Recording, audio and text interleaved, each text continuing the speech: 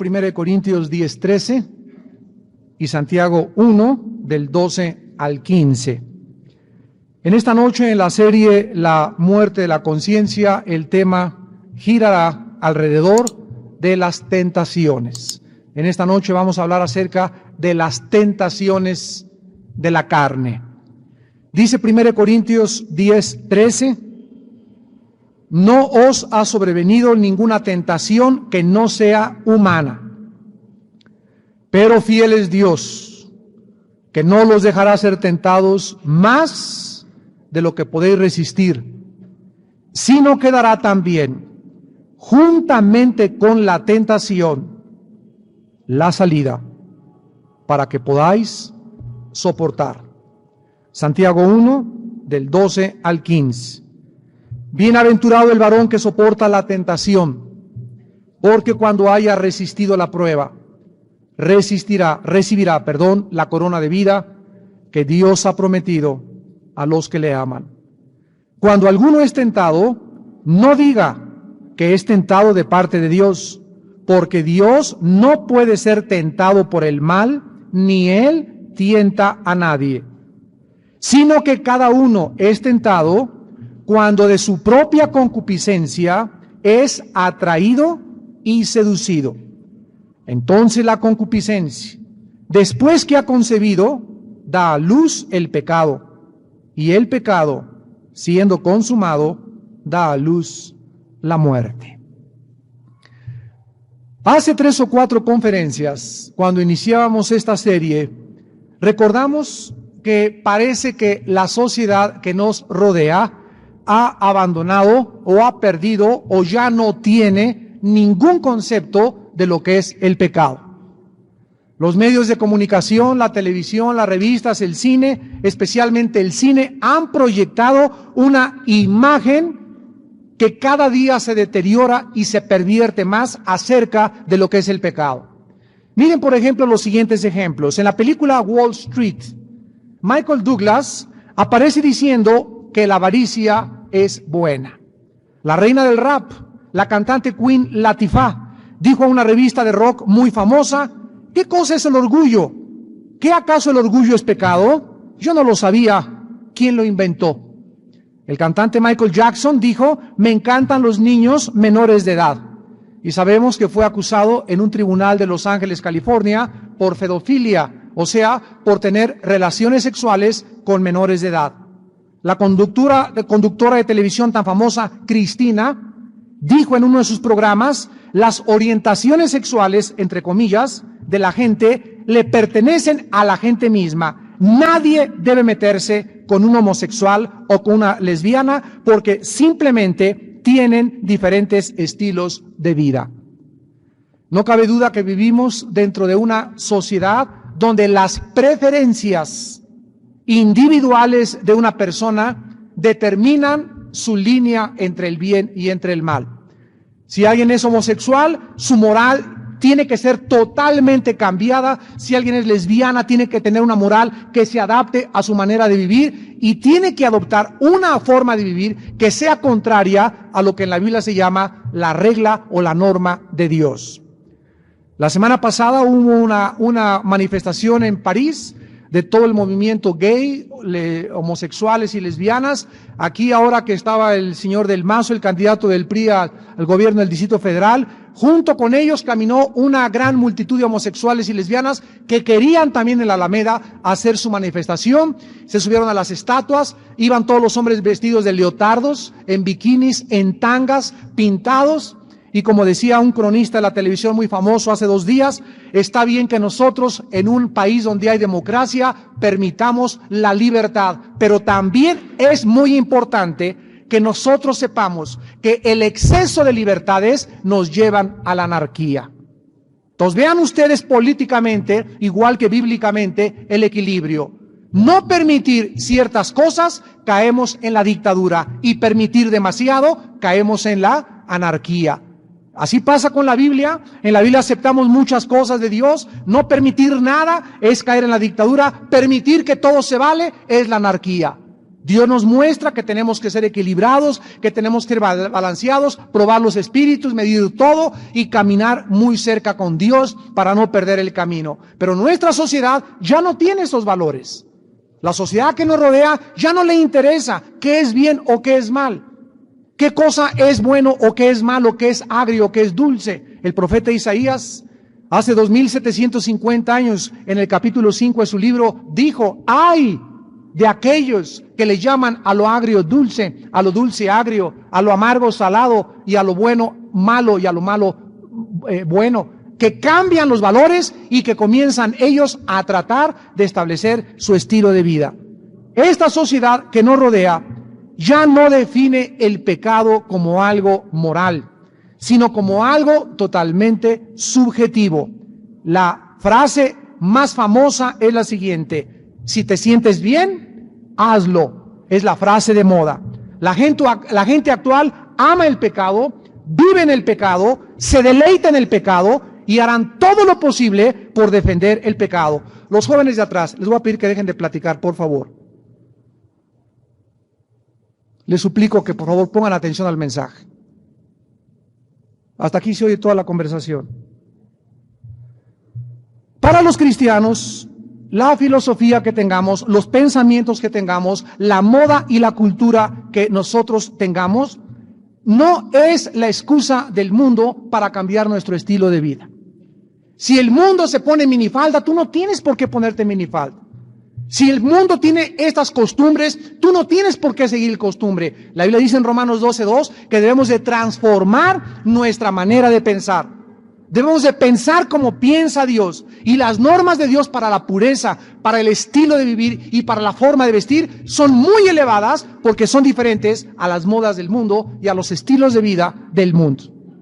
Nosotros, los cristianos, no podemos tolerar ni excusar el pecado jamás, porque fue el pecado lo que puso a nuestro bendito Salvador en la cruz del Calvario, y fue el pecado lo que nos separó de Dios desde el principio de la creación. Volver a caer en el pecado otra vez nosotros, y es regresar al lodo, al fango de donde nos sacó la sangre de Cristo. El apóstol Pedro, escribiendo acerca de esta abominación, dice en su segunda carta, capítulo 2, versículo 20 al 22.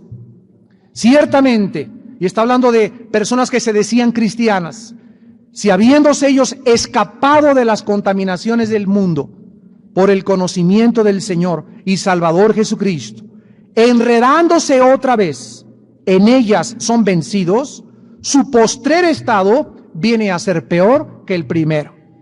Mejor les hubiera sido no haber conocido el camino de la justicia, que después de haberlo conocido, volverse atrás del santo mandamiento que les fue dado. Pero les ha acontecido lo del verdadero proverbio.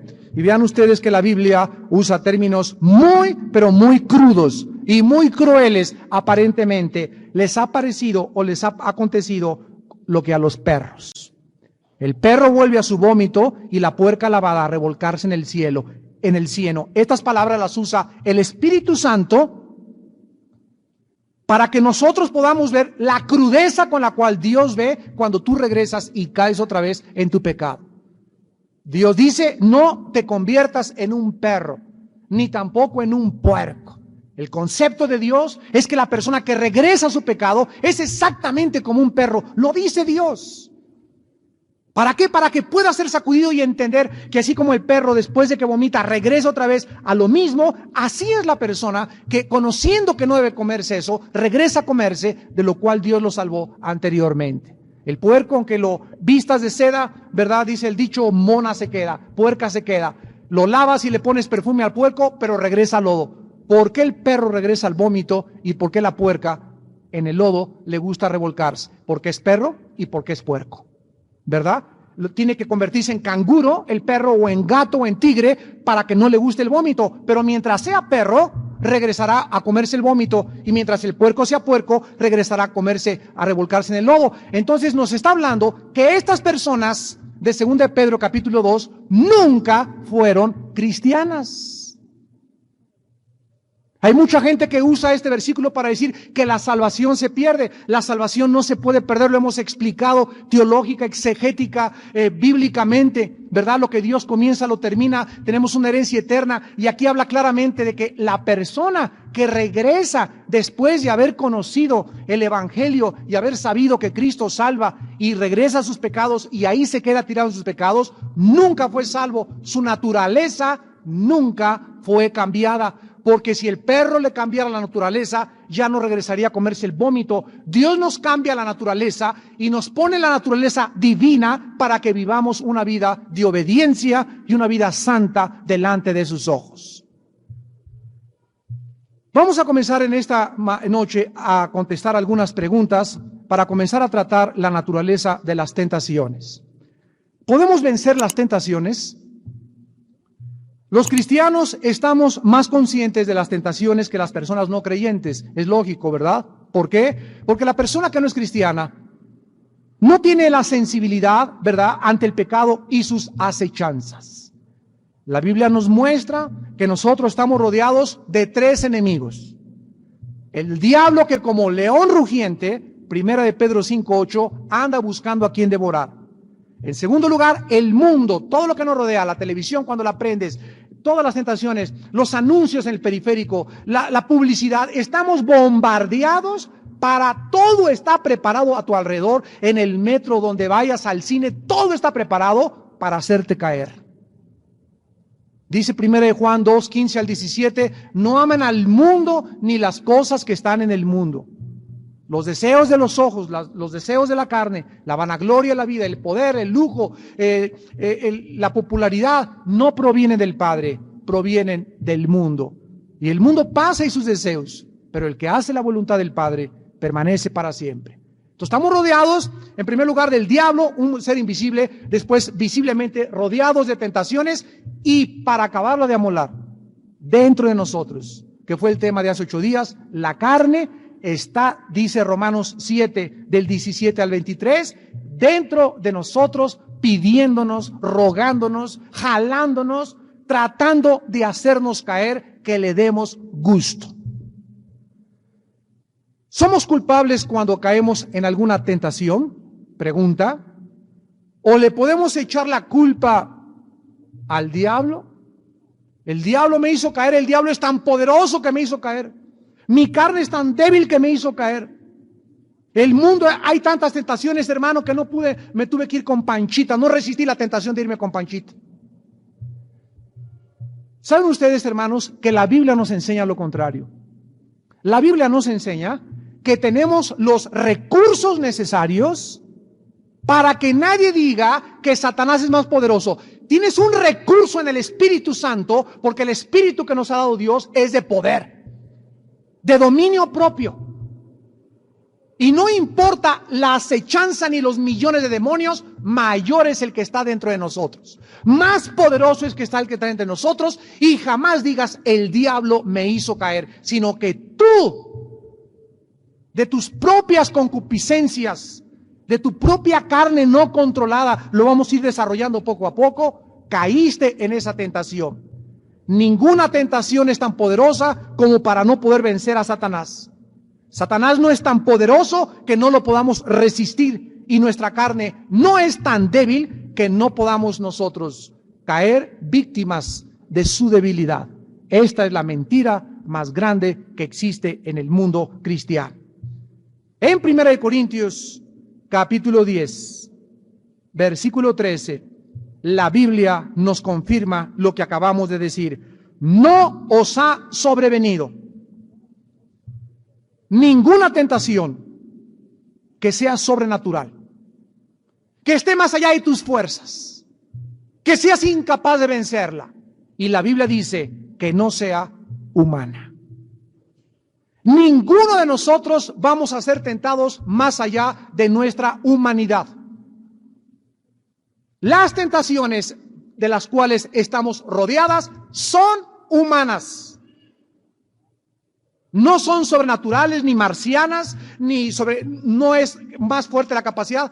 Todas son en el nivel de nuestra humanidad. Pero fiel es Dios, que no te dejará ser tentado más, acabo de leer, de lo que puedo resistir. Así que vamos a ir poco a poco. Si viene una tentación y tú caes en esa tentación, no pude evitarlo, me fui con la panchita, no pude evitarlo, esa fue demasiada tentación, el dinero en el banco, en mi trabajo, no pude evitarlo, tuve que hacer este negocio chueco, no pude evitarlo, tuve que evadir impuestos. Cualquier tentación que haya venido a tu vida y tú hayas caído en ella, no es porque no la hayas podido resistir, ni porque el diablo fue más poderoso, ay, mi carne fue muy débil. No, no, no, no. Es porque cuando la tentación vino a tu vida, tú no estabas preparado para enfrentarla espiritualmente. Ahí está el problema. Que si tú cobras conciencia de las tentaciones que vivimos, y te preparas diario antes de llegar a tu casa, Señor, lávame con tu sangre, purifica mis pensamientos, mi mente tiene que ser pura. Esa es tu norma, Señor. Ese es el nivel de vida que yo debo de tener como tu hijo, ser puro en mi mente. Si tú no mantienes esta norma, si tú no mantienes esta conciencia sensible, viene la tentación, te engaña, lo vamos a ver en Santiago, y tú caes, y después, ya que caíste, vas a ser igualito que Adán. La mujer que me diste me dio de comer y por eso caí. Echándole la culpa a Dios, Adán, realmente. Si no me hubieras dado a esta mujer, yo no hubiera comido la manzana o la pera o el mango que se comió. Y ahí evitábamos o evitó y tenemos la tendencia de evitar nuestra responsabilidad cuando pecamos cada uno de nosotros. La tentación nos embosca. La tentación es como un animal, como un depredador que está buscándonos, ¿verdad? Y si tú dejas que ese animal, ese ataque entre a tu vida, la tentación acaba dominándote, controlando tu mente. Es la mente el campo de batalla de la tentación y entonces se convierte en obsesión. Un muchacho va por un puesto de revistas pornográficas y se le queda mirando la revista pornográfica, ya se va a su casa, Señor, perdóname. A la hora Satanás usa ese mismo pensamiento y se lo vuelve a poner otra vez y él dice, no, pues después del todo está bonito. Y sigue acariciando esos pensamientos, llega a su casa en la noche, no pide la sangre de Cristo, no se arrepiente, no le dice, Padre, siento que siento una fuerza tremenda, irresistible, oh Dios, líbrame, Padre, por favor, ayúdame, ten misericordia de mí. Si no hace eso, el muchacho regresa y a los 4 días, 5 días, ya se convirtió en obsesión. Ya necesita eso, quiere eso, ya no puede controlar sus pensamientos.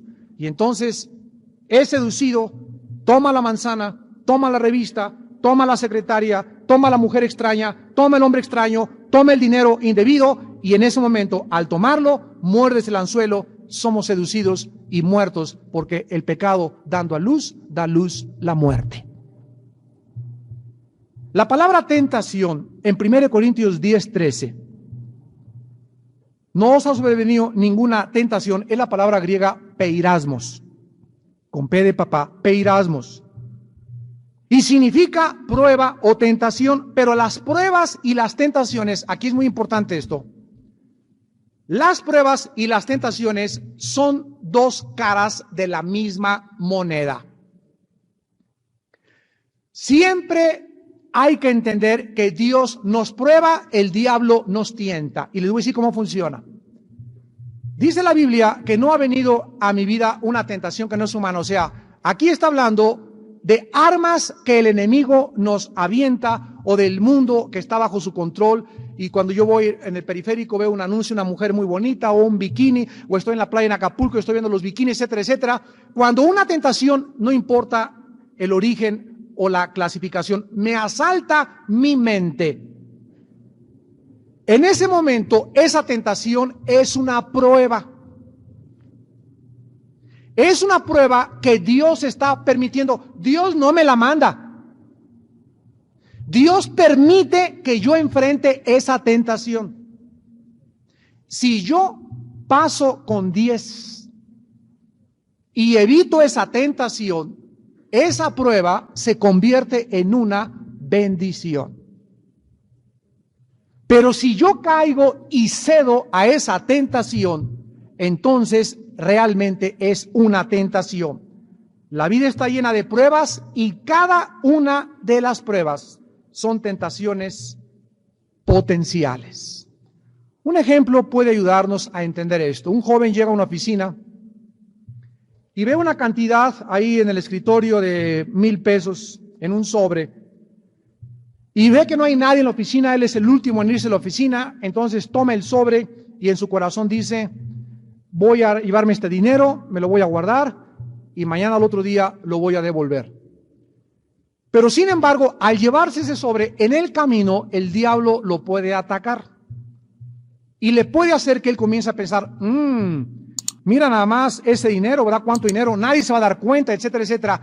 Y él va a tener que luchar en el camino del camión a su casa y en la noche también va a tener que luchar con estos ataques enviados por el enemigo y que se llaman tentaciones. Sin embargo, él dice: no, yo he decidido ser honrado, te rechazo, estos pensamientos no los acepto, no es dinero mío, lo voy a devolver. Y se acuesta convencido y llega al otro día y entonces le dice al jefe de su trabajo: anoche me encontré este sobre con dinero, aquí está el dinero y se lo devuelvo. Entonces en eso el jefe le contesta y le dice: ese dinero lo puse a propósito en ese escritorio. Señor González, ha pasado usted la prueba de la honestidad. ¿Es usted bienvenido en esta compañía? ¿Se dan cuenta ustedes cómo opera? Si él hubiera podido acariciar los pensamientos de: este dinero y con eso va a pagar la renta, etcétera, etcétera, cae en la prueba y entonces ya no fue prueba, ya fue tentación. Si este joven comienza a albergar malos pensamientos: este dinero me va a servir, entonces esa prueba, repito, se convierte en una tentación. Cuando el corazón está listo para hacer el mal, es una tentación. Vayamos a Santiago, capítulo 1, del 12 al 14. ¿Dónde dice la Biblia en el versículo específicamente: dichoso el varón que soporta la tentación? Porque cuando haya resistido, ¿qué cosa? Ya vieron ustedes ahí la palabra tentación y la palabra prueba, son dos palabras de origen etimológico griego diferentes, pero vean ustedes que se le dice: dichoso eres si soportas la tentación, porque cuando hayas resistido la tentación, ya no dice eso, ¿verdad? Dice la prueba. ¿Por qué? Porque las tentaciones son pruebas. ¿Quieres conocerte cómo andas? No lo vas a saber hasta que no tengas la tentación, la prueba, perdón. Y cuando venga la prueba y tú no la pases, fuiste tentado y caíste y reprobaste la prueba. Dice la Biblia en el versículo 13 que cuando alguien es tentado, no diga que es tentado de parte de Dios, porque Él no tienta ni puede ser tentado por el mal, ni Él tienta a nadie, sino que cada uno es tentado. Y aquí ya cuando hablamos de tentado, estamos hablando ya de caer. Cuando de tu propia concupiscencia, la palabra concupiscencia significa pasiones incontrolables, pasiones o impulsos desordenados. Todos ustedes de alguna u otra forma tienen impulsos que controlas o que te controlan. Hay hombres que no pueden, les es imposible dejar de ver a una mujer que pasa con minifalda. Véanlos en la calle. Ve cuando pasa una muchacha atractiva, el 90% de los hombres hacen esto.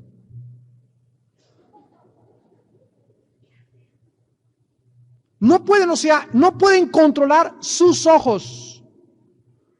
Hay hombres que no pueden controlar su mirada. Vayan donde vayan, cualquier muchacha atractiva se le quedan mirando. Vemos que estas personas en su corazón son personas que no tienen control, dominio propio, no tienen en sujeción sus impulsos, y son estas personas las que en sus pasiones incontrolables, en sus deseos desordenados, han vivido así. Y quiero decirte esto, que cuando tú mantienes esta forma de vivir, puede ser la comida, hay mujeres que no soportan ver un helado porque se lo comen, o una olla de tamales porque se la comen. Y no está mal que te la comas, ¿verdad? Si no estás gorda, ni pasada de peso, ni tampoco tienes colesterol. Pero hay gente que es incontrolable en el refrigerador. Hay gente que no puede, bajo ninguna circunstancia, ayunar. Para ellos ayunar es, o sea, como nunca han tratado de chicotear la carne, mortificar la carne, como lo vimos hace 8 días, porque el ayuno es una de las armas que nos ayudan a tener control de nosotros. Porque el impulso más grande entre nosotros, ¿cuál es? El hambre. ¿Se dan cuenta? Dentro de los impulsos con los cuales nos crió Dios, tú puedes vivir 5 años sin tener relaciones sexuales. Tú puedes vivir muchos años sin tener otros gustos que te puedas dar, pero nadie puede sobrevivir mucho tiempo con hambre. ¿Por qué? Porque sientes que hasta matan por hambre muchas personas. Y cuando comienza el cristiano a ayunar, y ahora no como mis huevitos rancheros, y ahora no me ceno esto, y voy en 3 días a hacer esto, y comienzas a darte cuenta que sí puedes controlar el hambre. Si controlas el hambre, controlas todo. ¿Ven por qué necesitamos ayunar? El ayuno no es un sacrificio a Dios para que, Señor, me voy en 3 días para que me contestes. No, el ayuno es una forma de mortificar la carne, de chicotear la carne. Y en esos días que tú estás controlando tu carne, puedes de una forma más abierta orar a Dios, porque al controlar tu carne, el Espíritu dentro de ti tiene toda la libertad, porque es el Espíritu el que te está ayudando a dominar tu carne. Nosotros vemos la naturaleza en primer lugar de la tentación en que es humana. La tentación no es sobrenatural, es algo común de todos los seres humanos. Las tentaciones que tú enfrentas son igualitas a las tentaciones de tu vecino, de Juan, de Pancho y de Pedro. No hay nadie aquí que diga, yo tengo más grandes tentaciones que otras personas. Más bien, tú caes más seguido por tus impulsos no controlados. Pero las tentaciones que enfrentamos todos los hijos de Dios son las mismas. En diferentes épocas de nuestra vida, desde luego, en diferentes circunstancias, pero todas son de naturaleza humana. En segundo lugar, dice la Biblia que Dios siempre pondrá límites a las tentaciones. Regresamos a 1 Corintios 10:13. No os ha sobrevenido ninguna tentación que no sea humana, pero fiel es Dios. Aquí entra Dios a la vida de sus hijos de una forma sobrenatural. Dios no te va a dejar ser tentado más de lo que tú puedas resistir. Esto significa que Dios conoce nuestras limitaciones. Dios sabe hasta dónde puedes llegar. Y Dios no va a poner, ya vimos, pruebas que tú no puedas resistir. Si alguno en esta noche ha caído en alguna tentación, no diga, Dios, me quedaste mal porque tú me dijiste que no ibas a mandar a Panchita en bikini. Hace algún tiempo les conté esta historia, venía un pastor en un congreso de pastores, nos contó esta historia, nos dijo este pastor, hermanos, yo iba de Jalapa a Veracruz, una noche que fui a predicar a Jalapa, y a las 6 de la tarde me encuentro, así como saliendo allá, entrando a la carretera de Veracruz, una muchacha tipo extranjera, con unos chorcitos hasta por acá, con un escote hasta por acá, y la vi y que meto el freno, pero hasta el fondo. Y que me regreso. Nos estaba contando, se estaba sincerando con nosotros. Fue una experiencia de él. Y entonces, al regresarme, le dije, ¿me está pidiendo bendición? Claro, me la llevo. Y cuando me la subí en el carro, dice, ya mi mente era un hormiguero. Ya estaba yo a dónde llegaré, me desviaré a un hotel, o le invitaré, o se la cantaré, porque así como viene vestida, no creo que sea una Santa Paloma, ni le digan tampoco Santa María Rita de Casia. Y este hermano, entonces dice que él ya estaba decidido, ¿verdad? A que si la muchacha le daba entrada, él iba a hacer con ella, ¿verdad? Todo lo que pudiera hacer sexualmente. Y en eso se le poncha la llanta. Y espérame tantito, le dice, no te vayas, y que se baja, que abre la cajuela, y ahí en la cajuela recordó 1 Corintios 10:3. Y en ese momento le dijo, Señor, así en ese momento dice, de lucidez le dije, Señor, yo te pido en el nombre de Jesús, en este pecado, y serle infiel a mi esposa. porque durante 15 años, llevaba 15 años de casado, durante 15 años no había tenido una tentación como la que estoy teniendo ahorita. Y en ese momento pasa otro carro, pero en cuanto dijo esa oración, Señor Jesús, no me dejes, líbrame de esta tentación, pasó otro carro, tocó el claxon, la muchacha se bajó y se fue con el otro fulano. Y dice, hermanos, les cuento esto porque yo estaba sudando, me estaba dando cuenta de mi debilidad, pero me doy cuenta que si en nuestro corazón queremos realmente pecar, pecamos, pero si clamamos a Dios en nuestra debilidad, Dios nos escucha y cumple su palabra. No te dejará ser tentado más de lo que puedas resistir. ¿Qué les quiero decir? Que hay muchos hombres que pueden ahorita decir, yo siempre le he sido fiel a mi esposa, porque no han enfrentado una tentación igual. Pero quiere decirte que puede venir la tentación. Hay muchas mujeres que dicen, yo le he sido fiel a mi esposo, porque no se les ha presentado otro panquecito marinela. No, yo soy muy honrado porque tal vez no has tenido la oportunidad de manejar millones de pesos. Yo si hubiera sido el jefe de la policía no hubiera hecho lo que ese, si yo fuera, tú no lo sabes. Porque al estar ahí con el poder, la influencia y el dinero tan fácil, ahí es donde Dios prueba nuestro corazón. Dios es fiel, dice la Biblia. Y quiero darles un ejemplo en Lucas 22. En Lucas 22, versículo 31 al 33. Vean ustedes cómo opera la fidelidad de Dios en las pruebas, en las tentaciones. Lucas 22, 31 al 33. Y dice la palabra de Dios. Dijo también el Señor, Simón, Simón, he aquí Satanás te ha pedido para zarandearte como a trigo. Miren ustedes que el diablo necesita pedir permiso también para agredirnos y atacarnos. Jesús con anticipación le está diciendo a Pedro que Satanás, el príncipe de las tinieblas, ha pedido. Allá Cristo dice, yo no puedo hacer nada sino lo que veo hacer al Padre. Desde abajo de la tierra, Cristo veía lo que pasaba en el cielo, en el tercer cielo.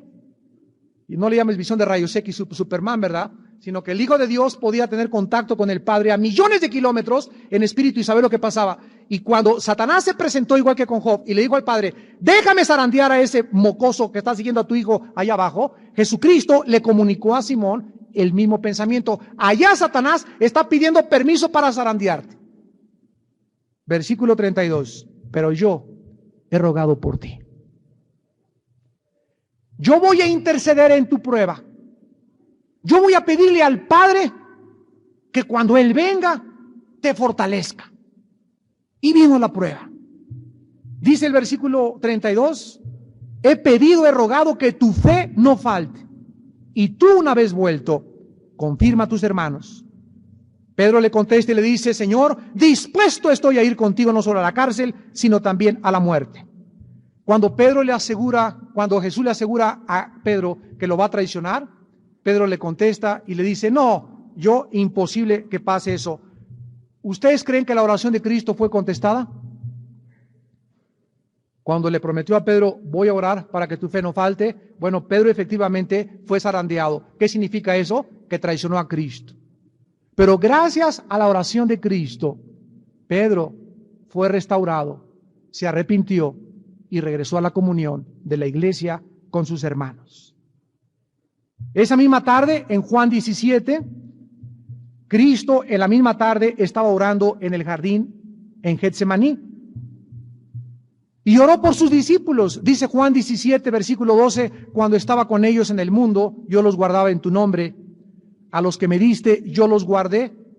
Y ninguno de ellos se perdió, sino el hijo de perdición, para que la escritura se cumpliera.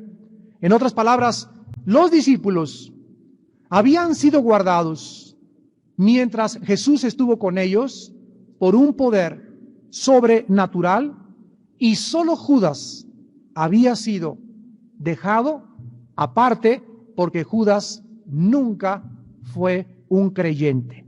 Fue dejado para que culminara sus propósitos malignos. Más tarde, cuando regresaron a arrestarle a Cristo, en Juan 18, del 4 al 8, Jesús, sabiendo las cosas que le habían de sobrevenir, se adelantó y les dijo: ¿a quién buscan? Le respondieron los soldados, desde luego: a Jesús Nazareno. Jesús les dijo: yo soy. Y estaba también con ellos Judas, el que le entregaba. Cuando les dijo: yo soy, retrocedieron y cayeron a tierra. Volvió pues a preguntarles: ¿a quién buscan? Y ellos dijeron: a Jesús Nazareno. Respondió Jesús: os he dicho que yo soy. Pues si me buscáis a mí, dejad ir a estos. Aquí encontramos que Jesús estaba, al preguntarles: ¿a quién buscan?, protegiendo a sus discípulos, para que no se llevaran a nadie más que a Él. Si yo soy el que están buscando, yo soy, llévenme a mí. ¿Y saben ustedes por qué?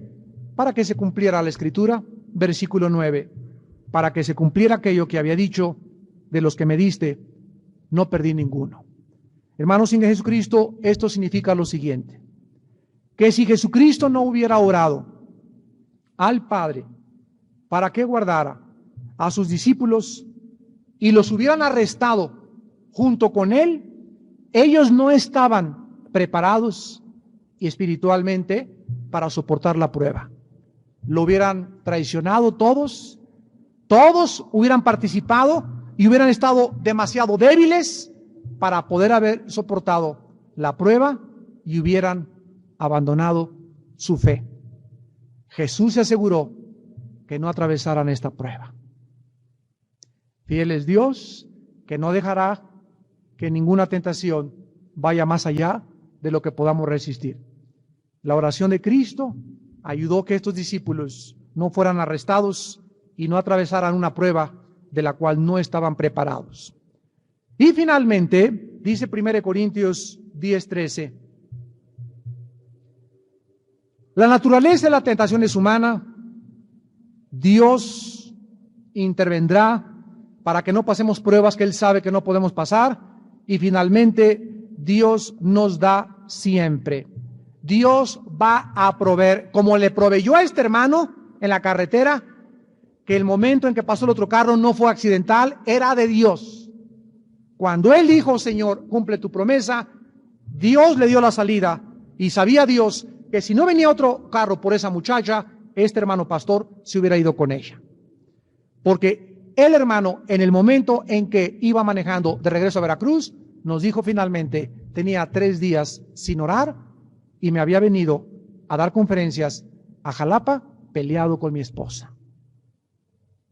¿Se dan cuenta cómo ataca el diablo? Te peleas con tu esposa, tú mujer que trabajas, y llegas a la oficina y ya tienes 2, 3 semanas que tu jefe: ¿qué pasó, mi chulis? Vámonos por ahí, mi güerita, etcétera, etcétera. Y llegas enojada porque tu esposo: pues ahora que de puro coraje me voy con él. ¿No es cierto que puede atacarte así el diablo?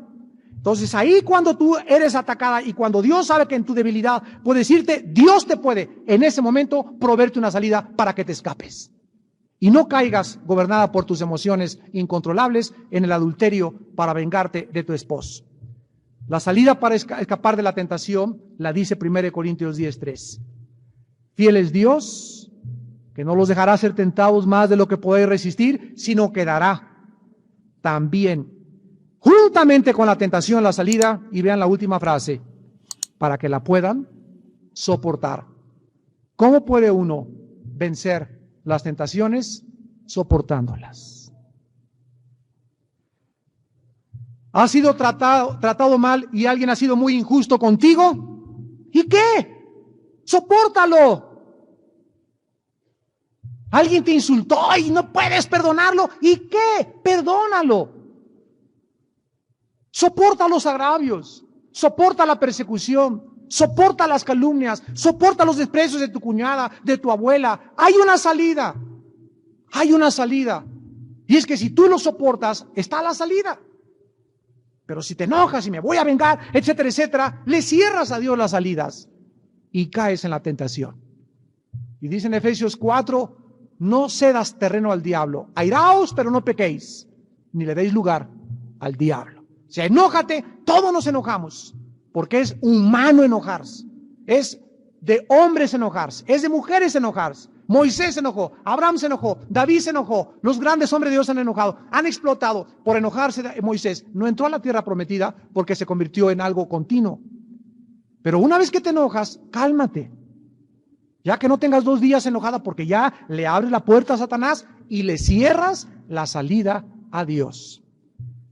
Quiero acabar con la mujer y la tentación, porque quiero que las mujeres sepan en esta tarde, si no lo sabían, que ellas pueden seguirle el juego al diablo de una forma poderosa, porque si no lo sabían, a los hombres, mujercitas que me escuchan, a nosotros nos entran las tentaciones por los ojos, a ustedes no.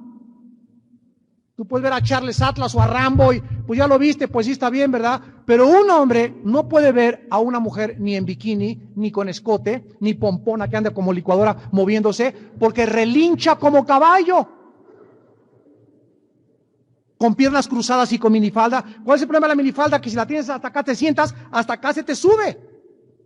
Por eso el vestido 3, 4 pulgadas abajo de la rodilla, para que cuando te sientes te tape las rodillas. ¿Por qué? Porque a los hombres les encanta ver las piernas de las mujeres y con solo ver las piernas se alebrestan. Por eso dice Dios en Proverbios capítulo 7, en el versículo 10, de un joven que se está relatando que era un joven simple, que estaba mirando ahí con quién irse ahí en Plaza Loreto y en Plaza Cuernavaca. Y dice el versículo 10, le sale una mujer al encuentro. Y vean ustedes lo que dice el Espíritu Santo. Con atavío de ramera y astuta de corazón. O sea, vestida como una ramera. ¿Cómo se viste una ramera? Una ramera tiene que enseñar la mercancía, ¿verdad? Una ramera tiene que enseñar. ¿Por qué? Porque los hombres que pasan en los carros se detienen cuando ven buen cuerpo, cuando ven la pierna, cuando ven el busto, cuando ven la cadera, etcétera, etcétera. Porque por los ojos los hombres somos atraídos. Entiéndelo, entiéndelo. Mujer cristiana que quieres temer y vivir para Dios. Una mujer cristiana con pantalones apretados, caminando, moviéndose así, es suficiente para que los hombres se desbalaguen tras de ti, comienzan a relinchar como caballos bien alimentados. Y es por eso que entonces la mujer, cuando no entiende eso la mujer y se encapricha, no, mi minifalda y abierta toda la piernota y el escote hasta por acá y blusitas muy transparentes, no entienden que están siendo usadas por Satanás. Dice el versículo 11 que esta mujer era alborotadora y rencillosa. Y luego dice el versículo 15 que le sale a encontrarse, buscar su rostro. Le dice, mi cama está adornada con colchas de Sears Roebuck, con cordoncillos de Chiconcuac, he perfumado mi cámara con puro Chanel.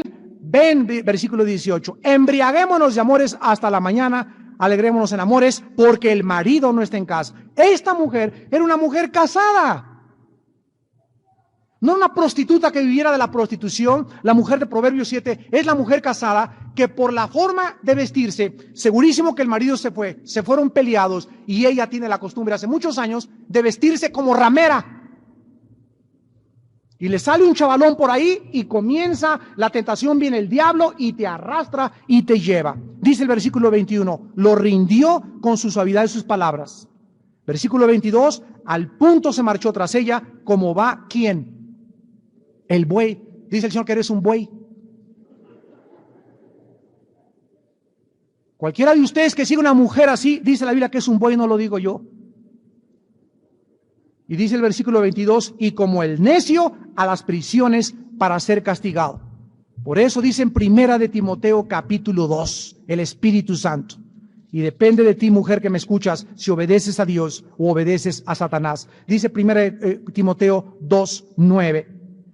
Asimismo que las mujeres se vistan de ropa decorosa, con pudor y modestia, no con peinado ostentoso, ni oro, ni perla, ni vestidos costosos, sino con buenas obras, como corresponde a las mujeres que se dicen ser cristianas, que profesan piedad. ¿Te dices cristiana? Mira, si no te dices cristiana, vístete como quieras. Hazle como quieras y ven aquí como una trapecista del circo Ataide. Súbete a las lámparas y a tus machincuepas y que mientras menos que más te vean todos los hombres. ¿Quieres andar en la calle con tus pantalones apretados y con la faldita por acá? Ahora de moda el ombligo de fuera, que es la moda ahora. Alguna te va a picar una abeja, vas a ver cómo te va a poner el ombligo. Ojalá que le pique pronto. ¿Quieres andar así, tener un abejorros detrás de ti? Bueno, no digas que eres cristiana. No lo digas. No lo digas. Te digo, repite, mejor di trabajo en el Ataide. O trabajo en el noticiero de la noche, de las 12 de la noche, ¿verdad? Allá soy de las bailarinas que salen ahí y a muchos hombres les encanta a las 12 de la noche ver ahí al ritmo de la noche. Rabo verdes. Hermanos en Jesucristo, Dios nos ha llamado a la pureza. Nos ha llamado a la santidad. Nuestras normas son muy elevadas, pero sin santidad nadie verá a Dios. Y esto es muy serio. Mujeres, de veras, esto es demasiado serio. Vístanse con pudor. Yo les he dicho tanto a las mujeres, no vengan a la iglesia en pantalones apretados con blusitas, por favor. Si traen pantalones aguados con una falda así que les tape todo, ¿verdad? Que no se vea nada. Está bien, está normal, o estás un poco más libre y todo lo que tú quieras, pero no vengan con sus jeans y con sus pantalones apretados sin nada y con una blusita aquí metida y fajada. ¿Por qué? Porque están siendo usadas por el diablo. Y por eso los jóvenes que has tenido como novios, lo único que quieren de ti es tu cuerpo. Porque el joven, antes de casarse, busca carne y a 25 pesos el kilo de aguayón. Si te consideras aguayón, que te toque el que quieras. Pero si te consideras una mujer santa, un rubí, un diamante, una mujer preciosa, en la que va a venir tu príncipe valiente, lleno del Señor y del Espíritu Santo, un profeta de Dios te va a mandar, y va a ser un pastor y va a ser el padre de tus hijos, no le entregues tu cuerpo, ni dejes que tampoco te sigan los que te siguen por tu cuerpo, sino que realmente entiendas que van en la gracia y van en la hermosura. La mujer que teme a Jehová, esa será alabada. Te damos gracias, Señor, por tu palabra en esta noche. Bendito seas por tu fidelidad, Señor, porque las tentaciones son humanas que nos rodean. Nadie puede justificarse, ni tampoco excusarse para decir, soy demasiado débil. Eres débil porque quieres, porque no has querido fortalecerte, no has querido obedecer al Evangelio de Jesucristo. Eres débil porque has mantenido una vida de pasiones incontrolables hace muchos años. Y te gustan, las disfrutas y estás a gusto con tu pecado. La Biblia dice, aborrecer el pecado, seguid lo bueno. Padre, te damos gracias porque tú eres fiel, Señor. Y cuando nosotros somos fieles a ti y vivimos en comunión contigo, cuando venga la prueba y la tentación, tú también orarás, porque vives ahorita para interceder por nosotros eternamente. Si aquí en la tierra intercediste por tus discípulos para que Satanás no les ganara, oh Dios, tu palabra dice que ahora vives para interceder por nosotros, para que podamos resistir y llegar al final, habiendo corrido la buena carrera de la fe. Juntamente nos darás con la tentación una salida, un escape, para que podamos soportar. Bienaventurado el hombre que ha soportado la tentación, porque una vez resistida a la tentación, ha sido una prueba, recibirás la corona de la vida que Dios ha prometido a los que le aman con todo su corazón. En esta noche hay muchos de ustedes que han venido a este estudio con la mente, con imaginaciones sucias, con pensamientos impuros, con deseos insanos. Arrepiéntete. Arrepiéntete con todo tu corazón. Y vuélvete a Jehová, el cual será amplio en perdonar y tendrá de ti misericordia. Porque Él conoce nuestra condición. Él sabe cuán humanos somos, cuán frágiles somos. Él se acuerda que venimos del polvo. Pero Él quiere que tú tomes en serio el pecado, que tomes en serio tu forma de vestir como mujer, que tomes en serio como Job, que hizo pacto con sus ojos para no faltarle a su mujer, ni siquiera con el pensamiento, porque Dios ama la pureza, y Dios ama la santidad. En esta noche, pídele perdón a Dios. Vuélvete a Él con todo tu corazón.